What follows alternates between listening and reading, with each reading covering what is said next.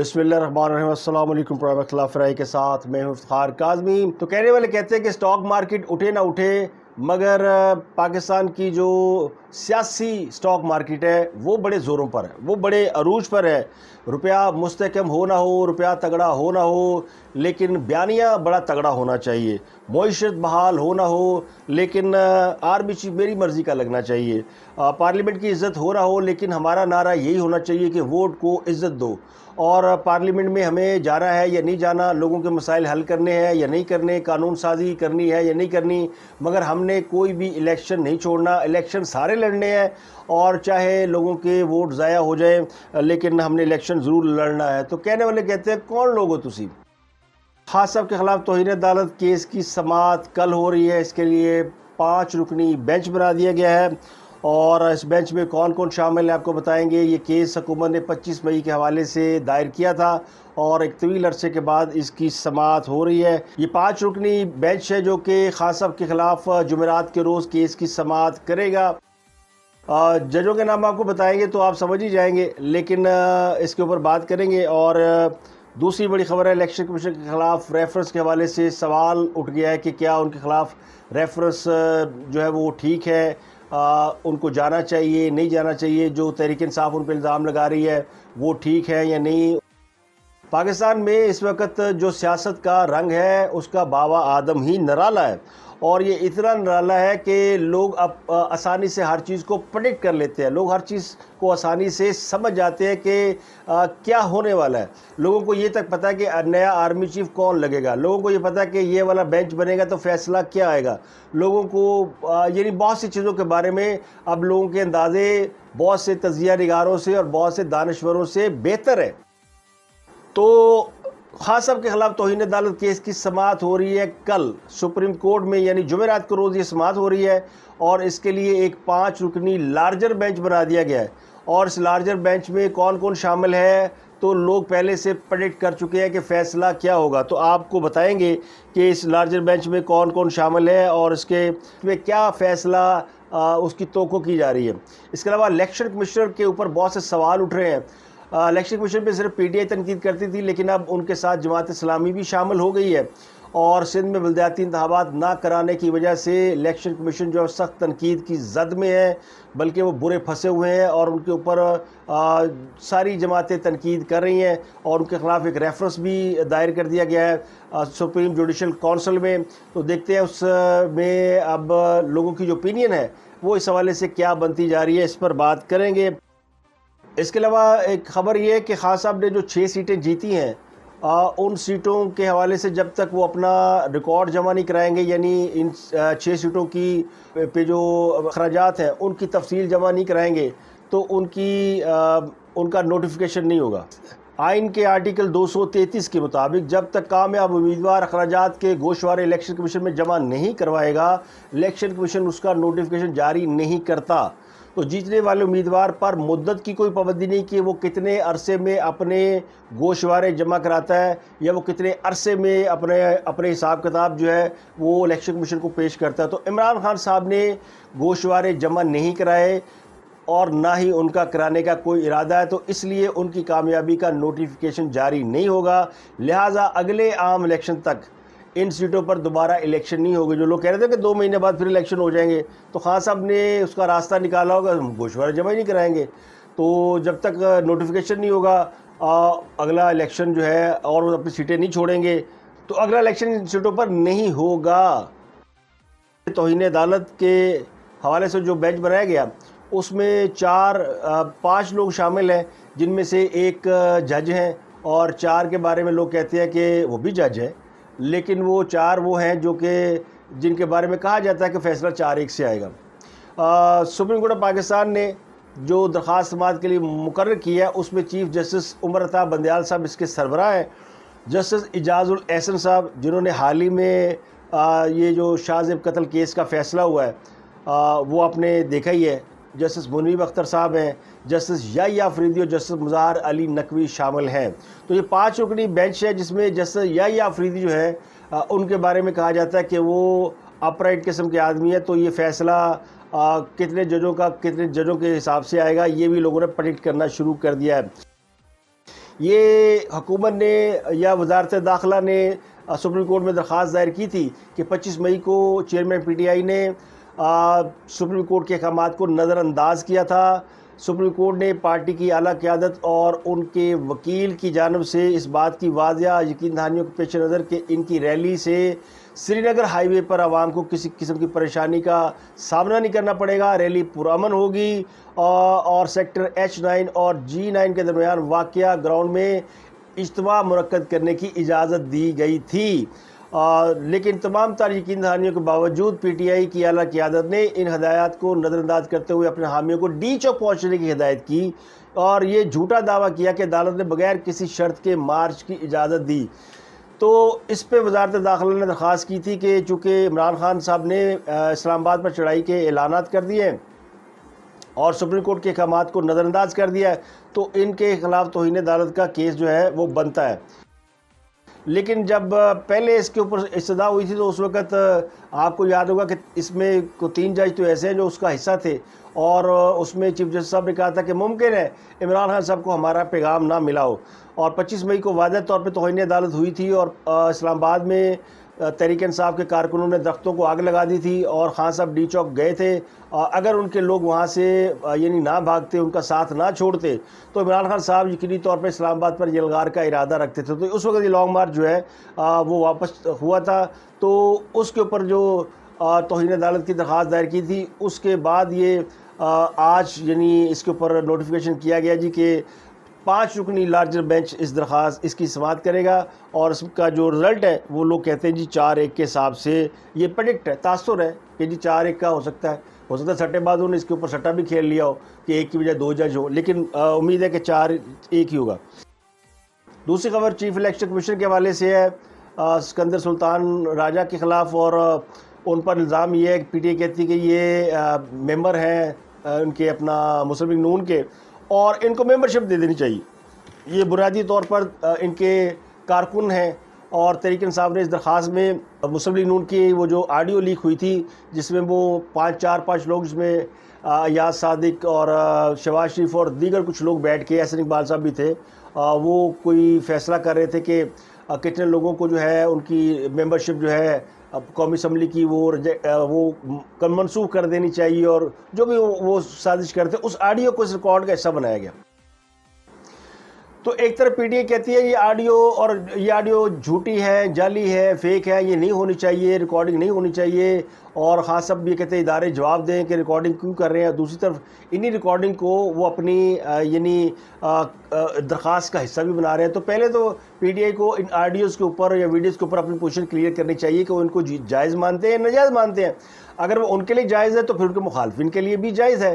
फिर वो जो सारी ऑडियो लिक्स आई हैं ख़ास सब की जिसमें वो कॉन्स्पिरेसी करते हुए पाए जा रहे हैं कि अमेरिका का नाम नहीं लेना और इस पर हम खेलेंगे, तो फिर वो सारी ऑडियो लीक को अदालतों को चाहिए कि उनको टेकअप करें और उनके ऊपर कार्रवाई करें। तो एक तो उनका स्टांस क्लियर नहीं, बहरहाल एक चले तहरीक इंसाफ का इल्ज़ाम ये है कि जी चूँकि वो बहुत फेवर करते हैं इलेक्शन कमीशन और उसमें सबसे अहम बात है कि जी डस्का में जो कुछ हुआ उस पर री इलेक्शन कराया गया और हमने कई दफ़ा शिकायत की तो हमारी किसी दरख्वास्त के ऊपर दोबारा इलेक्शन नहीं कराया गया। तो ये उनको बुनियादी तौर पर शिकवा है। कल वैसे खान साहब ने कहा था कि हमने इलेक्शन में जाना ही जाना, ये चीफ इलेक्शन कमीशन रहे या ना रहे, लेकिन आज उनके खिलाफ दरख्वास्त कल दायर कर दी गई। अब फवाद चौधरी साहब कहते हैं जी कि इनको तो दे देना चाहिए मेंबरशिप, ये तो बाकायदा मेंबर हैं और अगर मुस्लिम लीग ने मेंबरशिप नहीं देती तो बड़ी ज़्यादती है। तो फिर इसी तरह मेरा ख्याल है और भी लोग हैं जो कि PTI को फेवर करते हैं, उनको भी मेंबरशिप दे देनी चाहिए। तो कई जज, कई जर्नैल, कई ब्यूरोक्रेट जो कि बाकायदा यानी अमली तौर पर वो साबित करते हैं कि वो अहले यूथ में से हैं, उनको भी मेंबरशिप दे देनी चाहिए। उनके ऊपर क्यों नहीं एतराज़? और एक चीफ इलेक्शन कमीशन पे एतराज़ है कि जी वो चूँकि फेवर करते हैं जो कि उन पे PTI भी एतराज़ कर रही है और उन पे जमात इस्लामी भी एतराज़ कर रही है। जमात इस्लामी कहती है कि जो इलेक्शन नहीं होना चाहिए था, यानी जो नेशनल कौमी असम्बली का इलेक्शन हुआ है, ज़मीनी इलेक्शन हुआ है, वो करा दिया इलेक्शन कमीशन ने और सिंध के अंदर बलदियाती इलेक्शन नहीं करा रही। जमात इस्लामी क्यों ये कह रही है? जमात इस्लामी समझती है कि उसने बड़ा काम किया सैलाब में भी, उससे पहले भी लोड शेडिंग के दौरान, और बड़े काम। और जमात इस्लामी इस वक्त ख़ुद को MQM से आगे समझती है। MQM की हालत बड़ी पतली है और फ़ारूक सत्तार साहब तो कह चुके हैं जी कि MQM एक टाइटैनिक है और जो डूब चुका है। और मैं उनकी बात से इत्तफाक़ करता हूँ कि खालिद मकबूल सिद्दीकी साहब की क़यादत में MQM जो है वो तकरीबन नोज़ डाउन हो चुकी है। फ़ारूक सत्तार इसको संभाल सकते थे लेकिन उन्हें साजिशों ने बाहर कर दिया। अब वो उनको संभालने वाला है नहीं और जमात इस्लामी समझती है कि वो अब उनके पास मैदान खाली है, क्योंकि लोग PTI को भी ज़्यादा पसंद नहीं करते। PTI को सिर्फ वो लोग पसंद करते हैं जो कि पोश एरियाज़ में तो वो बाकी का जो रिमोट एरिया जहाँ पे MQM के लोग पहले भी जमात इस्लामी के ही को ही वोट डालते थे। कराची में जो सबसे बड़ा वोट बैंक था वो पहले जमात इस्लामी का था, उसको फिर आके MQM ने कैप्चर किया। अब जमात इस्लामी वापस उसको रिटेन करना चाहती है। अगर इलेक्शन हो जाते हैं तो जमात इस्लामी को पक्का यकीन है कि इस बार मेयर उनका होगा, तो उन्होंने तो तकलीफ़ होनी है। तो वो कहते हैं जनाब कि इन्होंने सिंध में बलदियाती इलेक्शन जो है वो मुलतवी करा दिया है सिर्फ MQM को खुश करने के लिए, और ये हुकूमत ने कराया और इस वजह से ये सही आदमी नहीं। वैसे भी मेरा ख्याल है कि उनको हटा देना चाहिए चीफ इलेक्शन कमीशन को। जब उनके ऊपर इतने सारे एतराज़ात हों और उनको लोग गालियाँ दे रहे हों और उनको रोज़ एक शख्स जलसे जुलूस में खड़ा होकर गालियाँ दे रहा हो और वो शराफत से उनको बैठे यानी वो गालियाँ सुन रहे हो और उनके ख़िलाफ़ कोई कार्रवाई नहीं कर रहे हो, यानी ये कुछ कर भी नहीं रहे। ये होम्योपैथिक किस्म के चीफ इलेक्शन कमिश्नर आए हैं और जो कि अपने ख़िलाफ़ गालियाँ, जो ये सीधा है जज को गालियाँ पड़ी, मगर मैं अगर अपने ओहदे का एहतराम ही नहीं करता, गालियाँ सिकंदर सुल्तान राजा को नहीं पड़ी, गालियाँ चीफ इलेक्शन कमिश्नर के ओहदे को पड़ी हैं और वो चीफ इलेक्शन कमिश्नर के ओहदे को गालियाँ खिलवाए जा रहे हैं।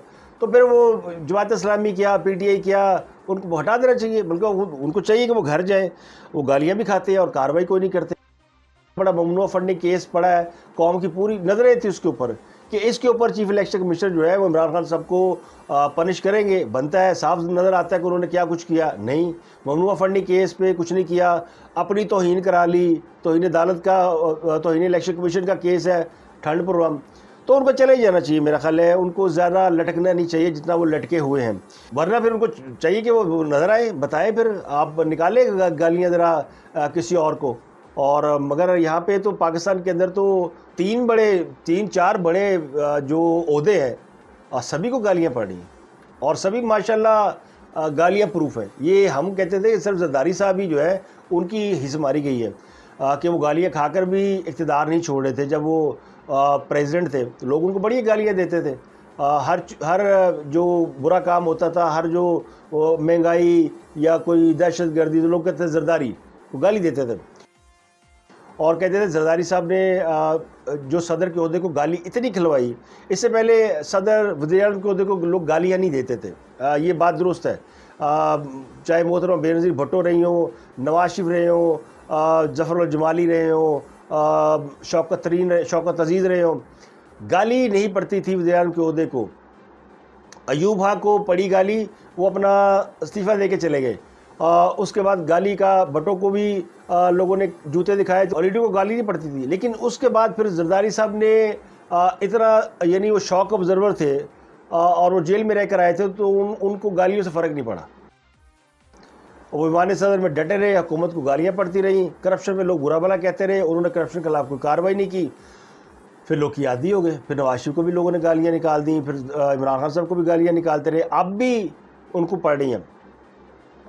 फौजी क़यादत को भी लोगों ने कभी बुरा भला नहीं कहा था, अब उनके ऊपर भी लोगों ने अपनी बंदूकें सीधी की हुई हैं। चीफ इलेक्शन कमिश्नर कहते थे बड़ा काबिल एहतराम ओहदा होता है, उनको भी गालियाँ पड़ गई हैं। चीफ जस्टिस ये भी बड़ा काबिल एहतराम ओहदा था, लेकिन वो फिर पहले वो इफ्तिखार चौधरी साहब ने इज़्ज़त अफजाई फरमाई और उसके बाद फिर साकिब निसार साहब ने यानी वो मिराज पर ले गए। साकिब निसार साहब ने तो उनको बिल्कुल ही यानी एक्सट्रीम पोजीशन पर ले गए ना, कि अब तक गालियाँ पड़ रही हैं।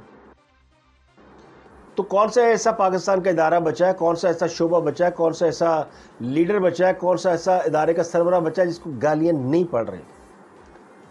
और इस पर हालत ये है कि कोई कार्रवाई नहीं करता, बल्कि दूसरे को भी कार्रवाई नहीं करने देते। अदालत में जाए को तौहीन अदालत का केस किसी सर के खिलाफ, तो कहते नहीं ये तो हम मानते ही नहीं है, कोई तौहीन नहीं किसी के खिलाफ, बोलना कौन सा बड़ी बात है। तो पाकिस्तान के अंदर पता नहीं ये कोई इत्तेफाक हो गया कि जी टॉलरेंस आ गई है कि जी लोगों को कैथारसिस करने दें, लोग गालियाँ निकाल के अपना कैथारसिस करते हैं, तो करने दें, हमें क्या फ़र्क पड़ता है। इससे लोगों में और ज़्यादा फ्रस्ट्रेशन फैली है कि भाई जिसके ऊपर आप पहले जिस बात के ऊपर पूरे इदारे हरकत में आ जाते थे, पूरी स्टेट जो है वो जो वो कहते हैं ना लरज़ उठती थी, अब वो चुग नहीं रेंगती। अब वो बिल्कुल ऐसे सत्तू पिए हुए हैं। वो शेर सी कहता है ना फलां ने सत्तू पी लिए हुए हैं, उसमें भी लोग गालियाँ नहीं निकालते थे, सिर्फ इतना ही कहते थे फ़ौज ने सत्तू पिए हुए हैं। और अब वो कहते हैं हम गेट नंबर 4 पे चढ़ के अंदर कूद जाएंगे। बात यानी सत्तू पीने से गेट नंबर 4 पे चढ़ने की आ गई है। अब खास साहब जो दावे कर रहे हैं जी बड़ा इलेक्शन जीता है, बड़ा इलेक्शन जीता है, वो बंदा पूछे केड़ा इलेक्शन जीते है, कौन सा लीडर खान साहब के मुकाबले में खड़ा हुआ था। वो सियासी जमातों के चंद उम्मीदवार, यानी उम्मीदवारों से खान साहब कैंडिडेट से इलेक्शन लड़कर जीत कर वो कह रहे जी मैं तो 2/3 एक सीट ले लूँगा और पूरा मुल्क मेरे साथ है। खान साहब के मुकाबले में कोई बड़ा लीडर खड़ा होता ना, बिलावल खड़ा होता, शहबाज शरीफ खड़े होते, मरियम खड़ी होती, नवाज शरीफ होते, फिर पता चलता ना फलां को हराया है। एक आ जाके ANP के ML वली खान नामी ग्रामी लीडर थे, उनकी पूरी जमात है और लेफ्टिस्ट है और शायद वो एक ही जमात रहेगी बाएं बाजू की, लेकिन उनका हाल ख़राब है जब से वो बेगम नसीम अली वाला वाक़या हुआ और उसके बाद से वो समझ नहीं पा रहे। ANP वहाँ पे अपना गो उन्होंने बड़ा क्लोज मार्जिन दिया है, लेकिन इसके बावजूद जो है और वो खैबर पख्तूनख्वा में उनकी हुकूमत थी तो उन्होंने नेक टू नेक खान साहब को फाइट दी है, लेकिन उसके अलावा कहाँ पे खास कौन सी, बल्कि यहाँ तो किसी ने जलसा नहीं किया, किसी ने कंपेन तक नहीं चलाई, लोग अपने कामों में मसरूफ़ थे। और ख़ा बड़ी बड़ी बढ़ के मारो ख़ान साहब ने, ये ऐसी है जैसे पाकिस्तान जो है वो नमीबिया तो खैर फिर अच्छी टीम है, और सेनेगाल की टीम को हरा के गए, वो हमने बड़ा मारा है, अब बड़ा चैम्पियन बन गए हम।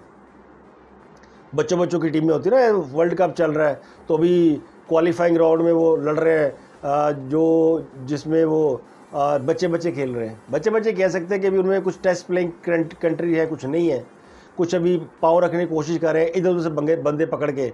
नमीबिया ने कोई उधर से पकड़ा, एक आध मैच वो भी जीत गई। कोई नीदरलैंड ने 4 बंदे किसी और जगह से पकड़े हुए हैं, वो भी जीत गई। UAE सारे बाहर से आए हुए हैं, केड़ा अरबी क्रिकेट खेलता है, तो वो भी सारे इसी तरह भानुमति का कुंभा जोड़ के वो भी गुस्से के उसमें उड़ में कि हम जो है वो प्लेयर है। तो ऐसे ही प्लेयरों से खास अब जीते हैं।